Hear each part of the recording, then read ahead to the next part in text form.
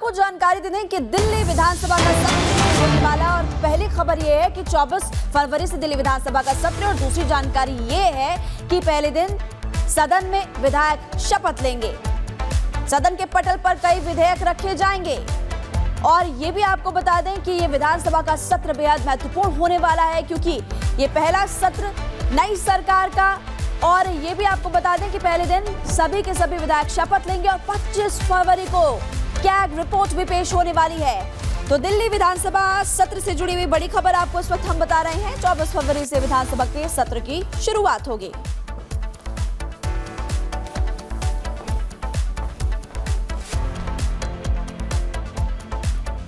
और चलिए खबरों में अब आगे बढ़ते हैं। उपराष्ट्रपति जगदीप धनखड़ शनिवार को एक दिवसीय दौरे पर महाराष्ट्र के छत्रपति शिवाजी नगर पहुंचे, जहां पर उन्होंने साफ साफ कहा कि भारत अवैध प्रवासियों को अब कतई बर्दाश्त नहीं कर सकता और उन लोगों को देश में रहने का कोई अधिकार नहीं है। रिपोर्ट देखिए।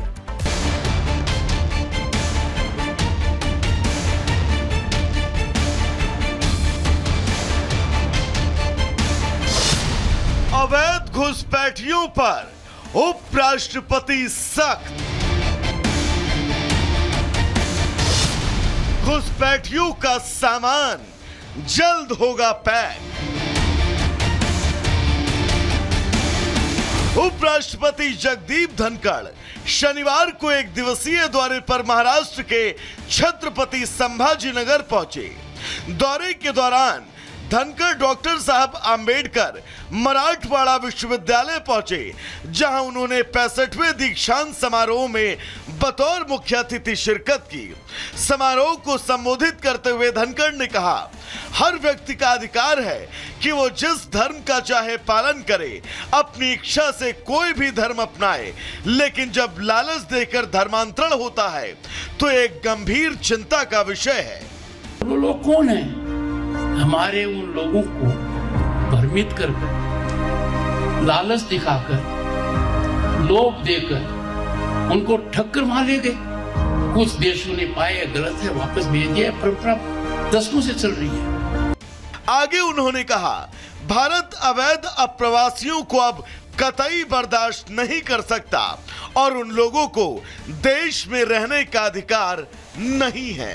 हमारे भारत करोड़ों की संख्या में ऐसे लोग रह रहे हैं जिनको यहाँ रहने का अधिकार नहीं है और वो रह नहीं रहे हैं। वो किसी न किसी रूप में अपनी आजीविका का सर्जन कर रहे हैं। They are making their livelihood here. They are making demand on our resources, on our education, health sector, housing sector. और अब तो बात आगे बढ़ गई है। They are intervening in our electoral process. ये कोई पहला मौका नहीं था जब जगदीप धनखड़ ने इन मसलों पर अपनी प्रतिक्रिया दी हो। इससे पहले भी धनखड़ इन मामलों पर अपनी राय खुलकर रख चुके हैं। Bureau report, Republic Bharat. Lok Sabha चुनाव के दौरान भारत विरोधी साजिश को लेकर अब जांच शुरू हो गई है। विदेश मंत्री डॉक्टर एस जयशंकर ने भी इस पर चिंता जाहिर करते हुए बांग्लादेश के मुद्दों पर बेबाकी से अपनी बात सामने रखी।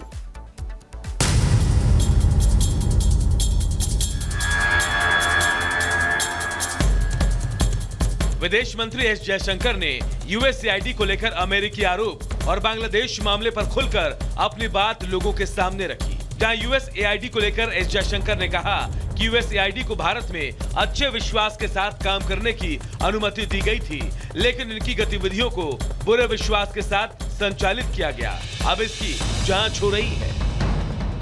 भारत में मतदान प्रतिशत के लिए 21 मिलियन अमेरिकी डॉलर आवंटित किए गए। यह आरोप चिंताजनक है। सरकार मामले की जांच कर रही है। यूएसआईडी को भारत में अच्छे विश्वास के साथ काम करने की इजाजत मिली थी, लेकिन इनकी गतिविधियां बुरे विश्वास के साथ संचालित की गई। वहीं बांग्लादेश के मामले पर भी एस जयशंकर ने दो टूक जवाब दिया और कहा, जो लोग मुश्किल से अपना देश चला पाते हैं वो हमारे बारे में फैसला सुना रहे हैं। उन्हें ही तय करना होगा कि वो हमारे साथ किस तरह का संबंध चाहते हैं, लेकिन हम नहीं चाहते कि वो ऐसे संकेत दे जो दुश्मनी वाला हो। जो लोग अपना देश नहीं चला पाते वो हमारे बारे में निर्णय सुना रहे हैं। अल्पसंख्यकों पर हमला सोच को प्रभावित करती है। हमारे साथ कैसा संबंध वो चाहते हैं ये उन्हें तय करना होगा। बांग्लादेश के साथ खास लंबा इतिहास है। हम नहीं चाहते हैं कि वो ऐसे संकेत दें जो स्वभाव से शत्रुतापूर्ण हो। एस जयशंकर नई दिल्ली में 12वें अंतर्राष्ट्रीय स्वास्थ्य संवाद को संबोधित कर रहे थे। इस दौरान अमेरिकी आरोप और बांग्लादेश के मुद्दे पर उन्होंने बेबाकी से अपनी बात रखी और विरोधी देश को जवाब भी दे दिया। Bureau report, Republic Bharat.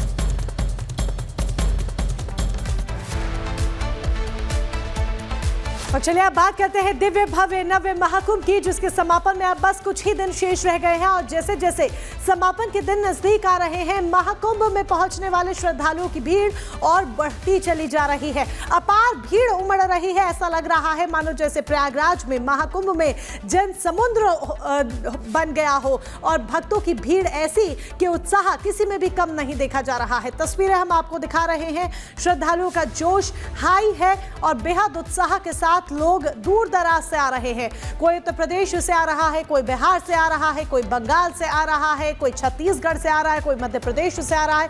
सिर्फ देश ही नहीं, देश के अलग अलग राज्य से ही नहीं बल्कि विदेश से भी श्रद्धालु लगातार महाकुंभ का रुख कर रहे हैं, महाकुंभ पहुंच रहे हैं त्रिवेणी में पवित्र पावन डुबकी लगाने के लिए। और ये तस्वीर आपके सामने लगातार हम रख रहे हैं कि किस तरीके से श्रद्धालुओं का जो सैलाब है वो उमड़ रहा है। और न सिर्फ प्रयागराज में बल्कि प्रयागराज से लौटकर जो उनका प्रवाह है वो सीधे अपने घर की तरफ ना जाकर बल्कि अयोध्या भक्त रुक रहे हैं दर्शन करने के लिए रामलला के, वाराणसी रुक रहे हैं काशी विश्वनाथ के दर्शन करने के लिए।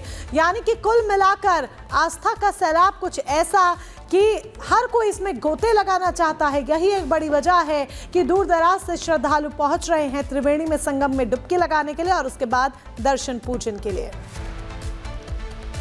महाकुंभ की तस्वीरें आपने देख ली, लेकिन अब खबरों में आगे बढ़ते हैं। बात आपको जानकारी देंगे यूपी की। देखिए, यूपी में 2 जगह पर ताबड़तोड़ एनकाउंटर हुए। ग्रेटर नोएडा और मुजफ्फरनगर में बदमाशों से मुठभेड़ हुई।